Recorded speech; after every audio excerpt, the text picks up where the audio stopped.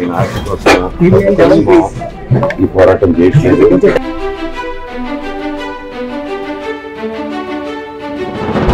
ఒక మగాడిగా నాకు డైరెక్ట్ గా వచ్చి నాతో ఏం చేసిన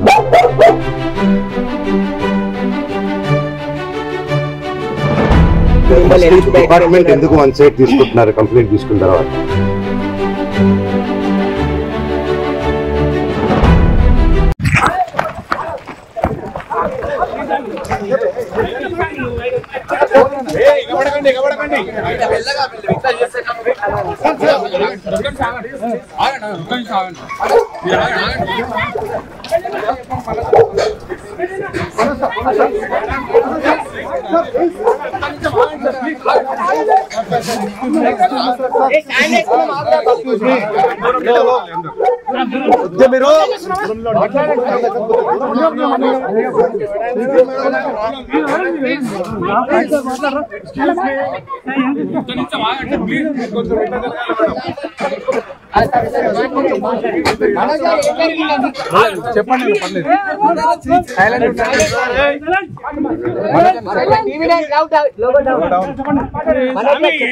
చెప్పండి పర్లేదు చెప్పండి మనకి ప్లీజ్ కొంచెం సైలెంట్.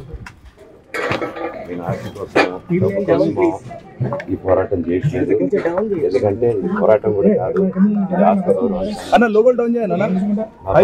సేఫ్టీకి సంబంధించి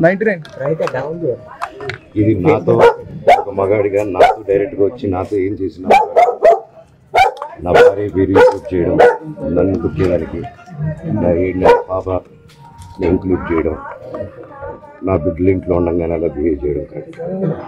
ఈరోజు పోలీస్ దగ్గరికి నేను వెళ్ళి ప్రొటెక్షన్ అడిగాను.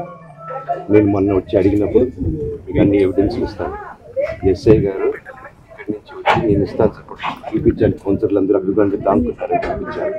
అది నేను చూసి ఓకే సార్ నేను ధైర్యంగా ఉన్నాను, మేము ఎక్కడికి వెళ్ళట్లేదని చెప్పి మాట్లాడి పారిపోయారు. ఇప్పుడు కానిస్టేబుల్స్ వచ్చి అందరూ నా మనుషులందరినీ భయపించి ఇప్పుడు వాళ్ళ పేర్లు తీసుకొని బెదరగొట్టి మా మనుషులను పంపించేసి వేరే బాడీ గార్డ్ లోపలికి పంపించున్నారు సార్. ఏం జరిగిందండి అసలు? గొడవలు ఎందుకు జరిగాయి? డిపార్ట్మెంట్ ఎందుకు వన్ సైడ్ తీసుకుంటున్నారు కంప్లైంట్ తీసుకున్న తర్వాత? వాళ్ళకి ఏ అధికారం ఉంది? నా ప్రొటెక్ట్ చేసే మనుషులు పంపించేదానికి అధికారం ప్రపంచంలో అందరినీ కలుస్తాను సార్, బయలుదేరి.